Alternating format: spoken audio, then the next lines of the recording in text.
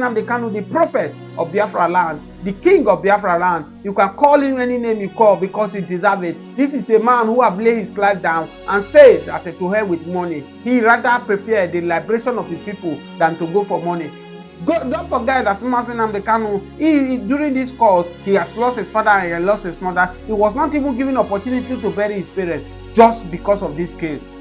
Nnamdi Kanu is not from a poor home. He came from a home, a wealthy home, whereby he would have been living the best of his life in UK. But he said, no, I can't be living enjoyment here, and so many of my people lavishing in poverty. So many of my people are being deprived not to live a good life. To him, Justice Omotosho today was assigned to Nnamdi Kanu to take over his case after Justice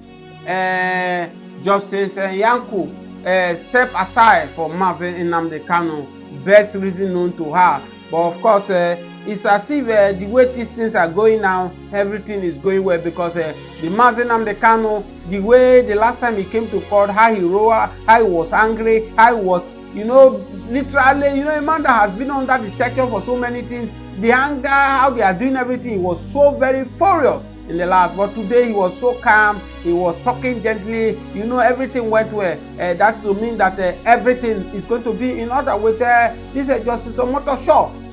Now, Nnamdi Kanu, you watch this video of Nnamdi Kanu, what he said so far in court today, Biafrans. Please watch this video and see what Nnamdi Kanu said in court today. Because today there are so many things that are happening in court too, where the DSS, most of them, they do oversabi too much. They are preventing the TVC not to cover this thing, where they almost bust themselves, and all that. So there are so many things that are happening in court today. But I want you to take your time and watch this video. This Nnamdi Kanu, the prophet of Biafra land, the king of Biafra land. You can call him any name you call because he deserves it. This is a man who have laid his life down and said that to hell with money. He rather preferred the liberation of his people than to go for money.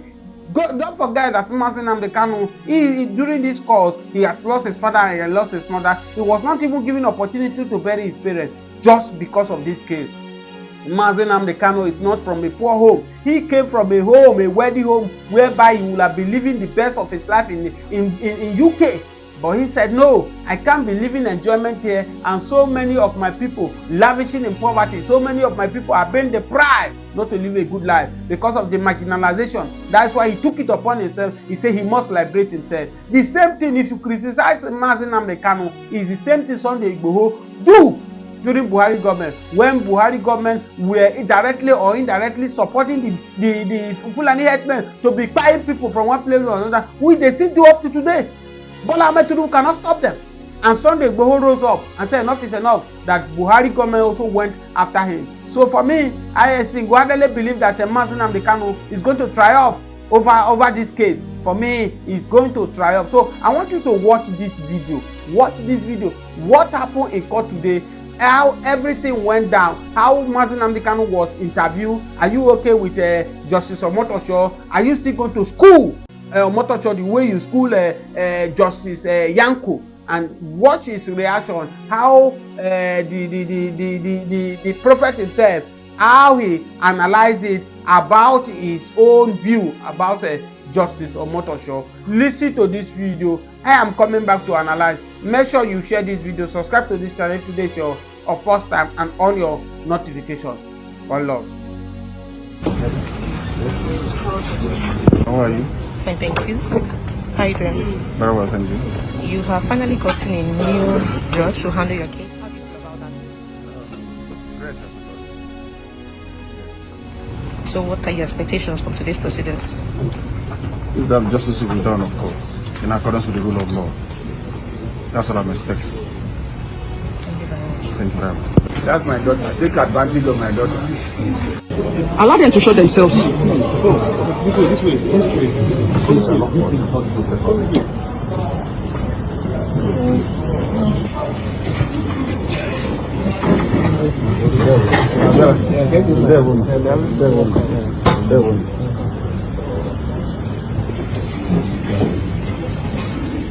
You want this one, you go.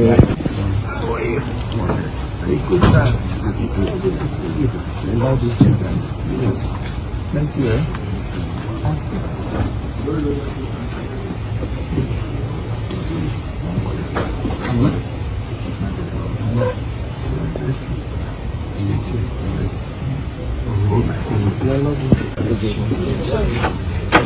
On a final note, as I let you go, before 2015, when Nnamdi Kanu was fighting for these agitations of liberating the Biafra, the South started to come of this war. They were with him before federal government bring policy to separate the Igbos. Now that the case of this River State, where Tinubu take power upon himself by declaring state of emergency, the Joe people now are warming up to reunite the relationship between the Biafra. They have reunited it. They severed it before because of the story the Fulani oligarchy in the north sold to the Joe people. That's why they severed the relationship between the Biafra military forces and Niger Delta militants in the Niger Delta region.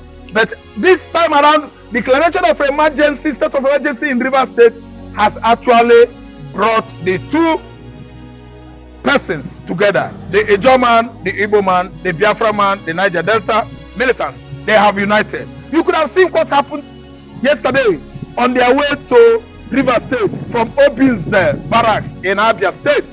The boys, the military boys, the Niger Delta militants, and the men, BLA, they actually resisted the Nigerian soldiers and they were going. As I'm talking to you now, in River State, it is a lawless place, lawless time, lawless stage, lawless drama going on in River State.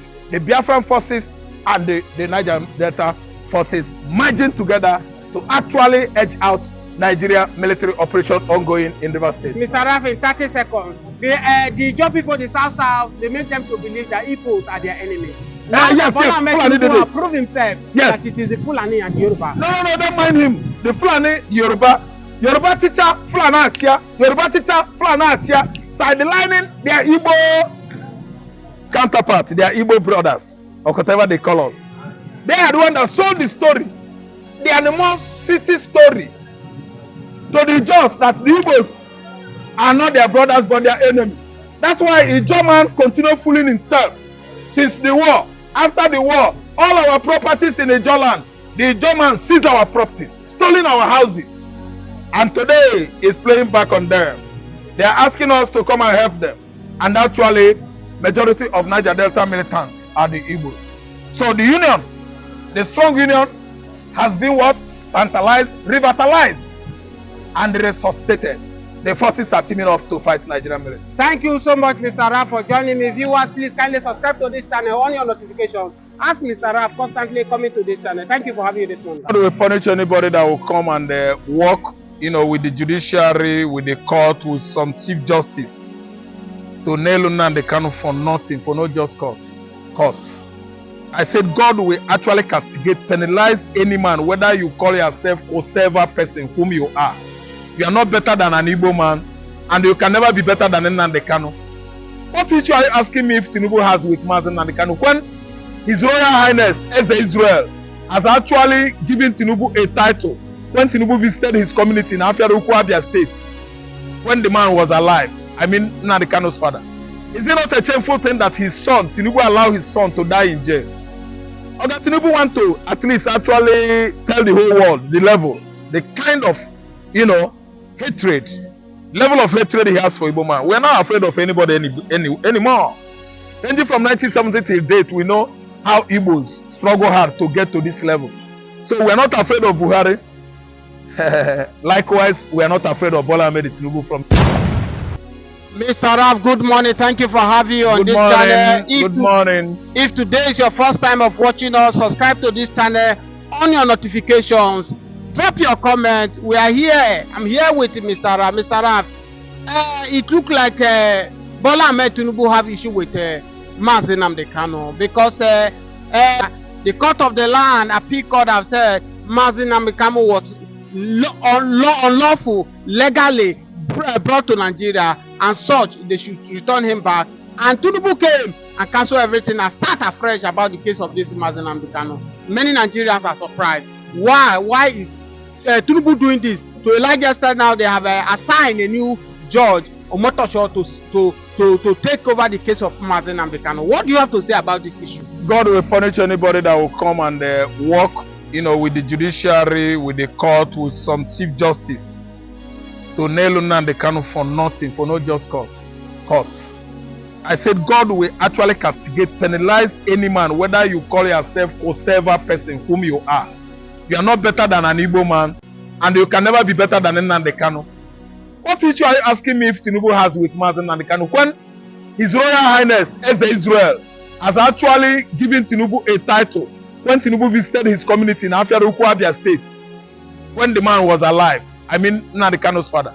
Is it not a shameful thing that his son, Tinubu, allowed his son to die in jail? Or that Tinubu want to at least actually tell the whole world the level, the kind of, hatred, level of hatred he has for Igbo man. We are not afraid of anybody anymore. Ranging from 1970 till date, we know how Igbos struggle hard to get to this level. So we are not afraid of Buhari. Likewise, we are not afraid of Bola Ahmed Tinubu from Yoruba land. Bola Ahmed Tinubu from Yoruba land will tell you how far Igbo man has gone to be at least where he is today as an Igbo man. So he's not a kid. If he has issue with Mazen Nnamdi Kanu, let us see. Let us wait and see how Nnamdi Kanu's issue will come to an end. The whole world, as I'm talking to you now, all eyes are towards, looking towards Nnamdi Kanu's, order. Because Washington knows, actually Moscow knows, actually Ottawa knows, Ontario, Ottawa, and so on and so forth. Actually, they know that Mazen Nnamdi Kanu is innocent. He has not committed any crime. The agitation for sovereign state of Biafra is not the first of its kind in human history. Just Texas here, we are with Mexico before Texas become part of the strong union, United States of America, and easily slipped away from Mexico. Is it the first time a country was agitated for and that country at least successfully ceded from any country it was with before? You have Senegal and Gambia before. What happened? Senegal slipped off, ceded away. Gambia slipped off, ceded away. And they are now a different entities. Two of them. Senegal, Gambia. What are we saying? Okay, look at Finland. Was with former USSR. In 1956, Finland separated. Successfully ceded away from USSR. Is it an abomination? Finland is still existing today. They become a nation of their own in 1956 Inca. Of course, I know some good numbers of African countries got their independence in 1957. That is Ghana, 56. I think it should be either India or Egypt. Yeah, the same with Finland. So Biafra is coming. Tinubu cannot stop Biafra. Mr. Tinubu and all his boys around him cannot stop Biafra. Mr. Raf, reportedly, take your problem to Wike and leave it there. He's the owner of judiciary. Whatever he say will come to pass. Take your problem to Wike and leave it there. Now they have said that we have 3 principalities in Nigeria. Bola Ahmed Tinubu, the principality of executive.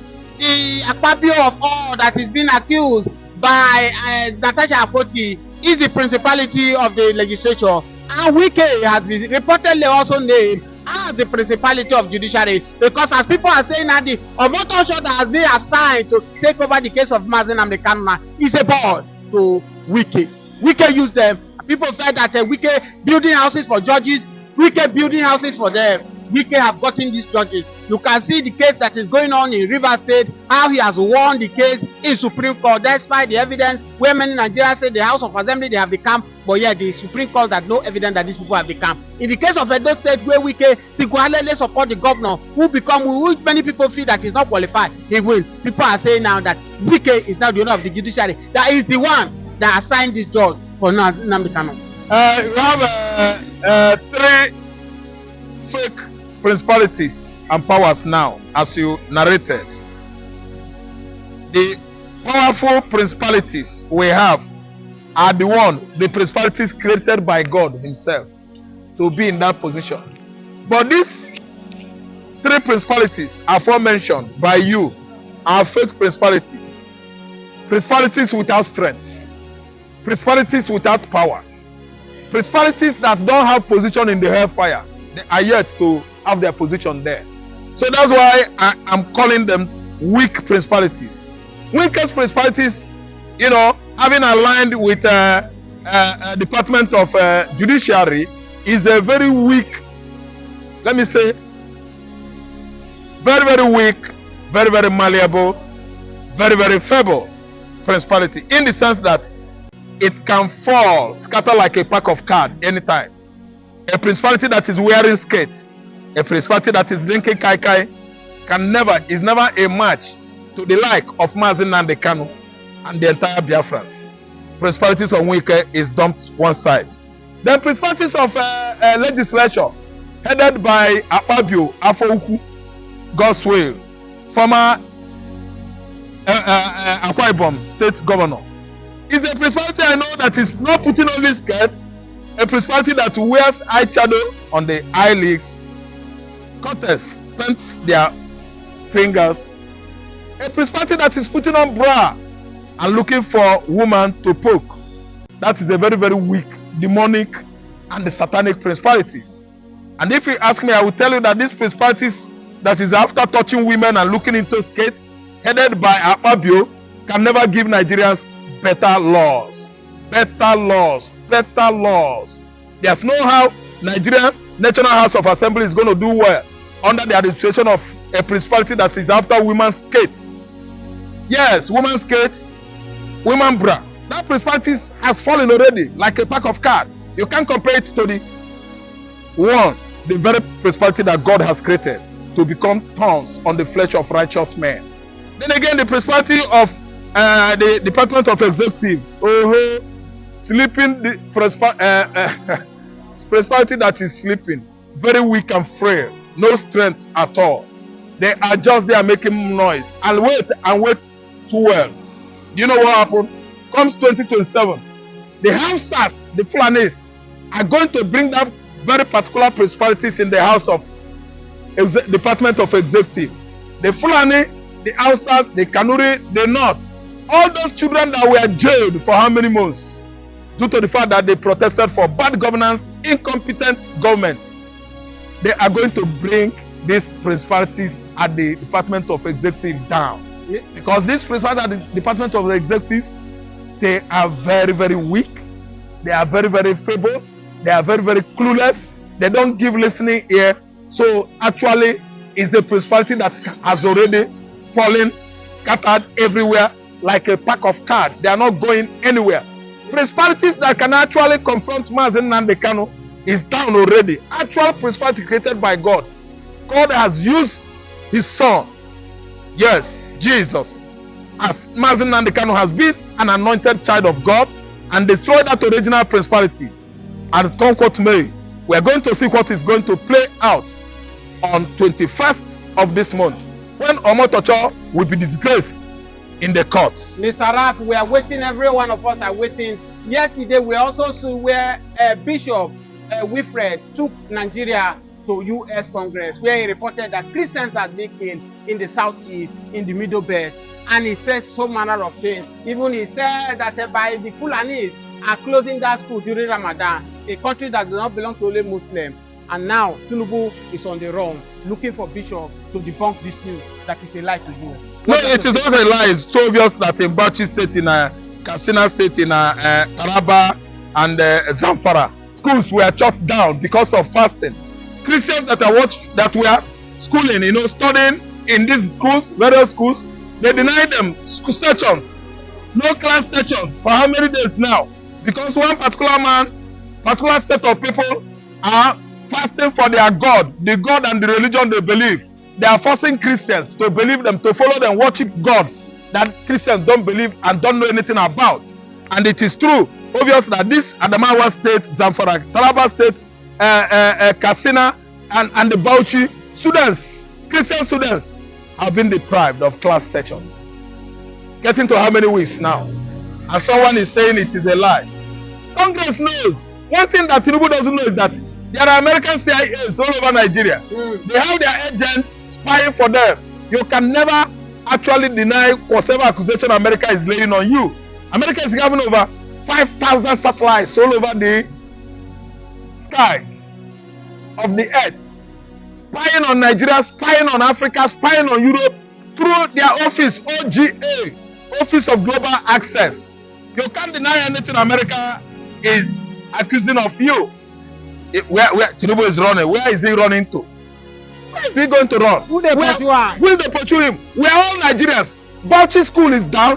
Zamfara school is down. Taraba school is shut. Adamawa school shut.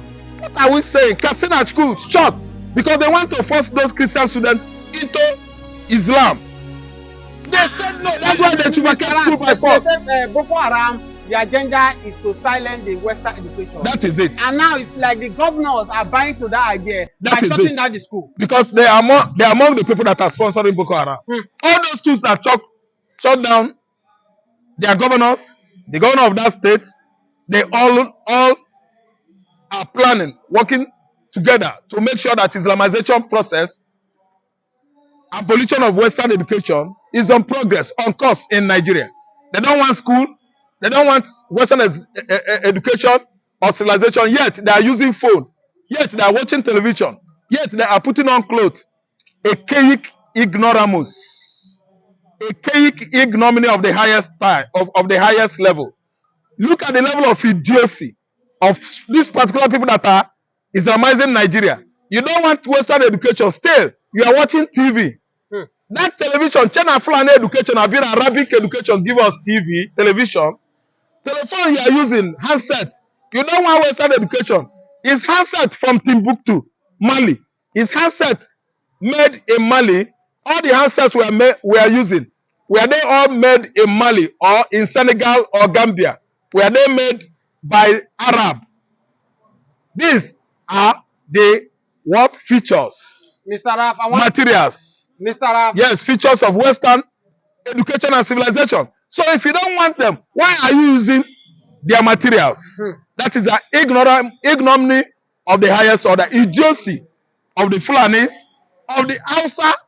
Let me use the word Fulani oligarchs in the north.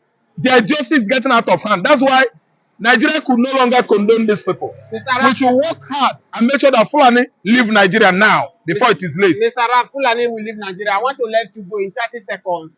Do you think that Buhari failed to bring Nnamdi Kanu to justice? Do you think that Bola Ahmed Tinubu will succeed? Bola Ahmed Tinubu is not going anywhere. His regime is as ugly as sin, and we're not seeing anything good coming out of it. Bring Tinubu to court, bring Nnamdi Kanu to court. They should debate to the whole world. Take them to Al Jazeera or CNN. Let the whole world say the reason why Nnamdi Kanu is fighting for justice of Yoruba man, Igbo man, and other sister ethnicities in Nigeria. I'm telling you that Tinubu is not going anywhere in terms of punishing Nnamdi Kanu. And let me tell you that Buhari himself, as he's not going anywhere. He's not going anywhere. Tinubu is not going anywhere. He's not going anywhere. Mr. Raf, thank you for having you this morning. Viewers all over the world, yes, Mr. Raf, his face is familiar on this channel. Kindly subscribe to this channel. No notification. Thank you so much for joining us this